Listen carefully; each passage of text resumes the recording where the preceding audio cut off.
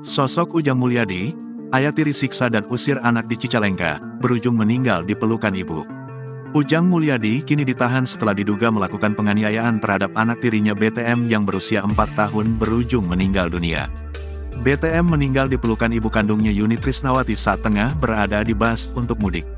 Melansir dari tribunjabar.com, Jumat, tanggal 5 April tahun 2024. Ujang Mulyadi menikah dengan ibu kandung korban, Yuni Trisnawati sudah sekitar 4 bulan.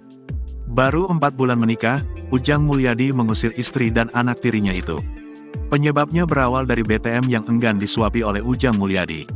Hingga akhirnya, BTM pun meninggal dalam perjalanan dan dalam pangkuan Yuni Trisnawati ketika hendak pulang ke kampung halamannya di Purwakarta. Yuni menyebutkan, Ujang Mulyadi diduga melakukan tindakan kekerasan terhadap anaknya BTM pada Kamis, tanggal 4 April tahun 2024. Pada malam hari, terang Yuni, Ujang Mulyadi berusaha untuk menyuapi makanan ke BTM secara paksa.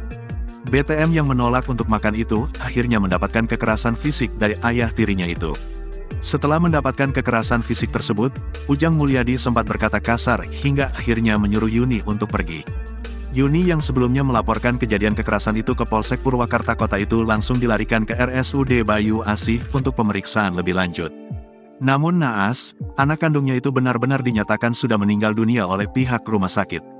Isak tangis Yuni pun pecah selama mengantarkan jasad anak keduanya itu dari kamar IGD ke ruang jenazah. Sementara itu, Kasat Reskrim Polres Purwakarta, AKP Muhammad Arwin Bahar menyebutkan bahwa dalam pemeriksaan awal jasad anak berinisial BTM ditemukan bekas kekerasan fisik. Dirinya mengatakan, BTM yang merupakan anak dari Yuni Trisnawati ini meninggal saat dalam perjalanan ke Kabupaten Purwakarta, Jawa Barat. Tiba di Purwakarta pada Jumat, tanggal 5 April tahun 2024, pagi, Arwin mengatakan bahwa ibu korban menyadari bahwa sang anak sudah dalam keadaan tidak sadarkan diri. Setelah dilarikan ke RSUD Bayu Asih, lanjut Arwin, BTM dinyatakan telah meninggal dunia.